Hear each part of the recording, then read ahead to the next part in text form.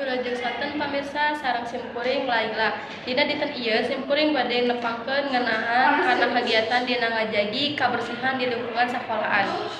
Kagiatan Jumat Bersih ieu dirangkap dina tema mikanyaa kana lingkungan sakola. Siswa sareng siswi ngabagi-bagi tugas ngaliwatan pituduh sareng bimbingan ti guruna. Aya anu ngumpulkeun runtah di buruan sareng aya oge anu keur misah-misahkeun runtah organik sareng anorganik. Di buruan sakola ieu seueur kekembangan sapertos kembang soka, kanikir, kembang sapatu, lidah buaya. Salayan ti eta aya oge pepelakan anu sanesna sapertos cabe, sawo, balimbing, bayem, sareng sereh.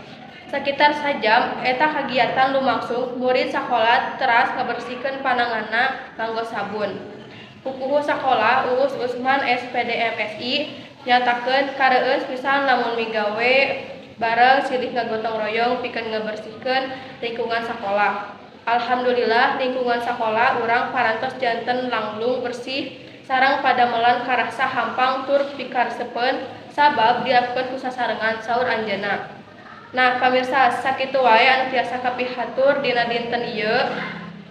Wilujeng patepang deui dina waktos anu bakal dongkap. Amit mundur, amit mungkur. Wassalamualaikum warahmatullahi wabarakatuh.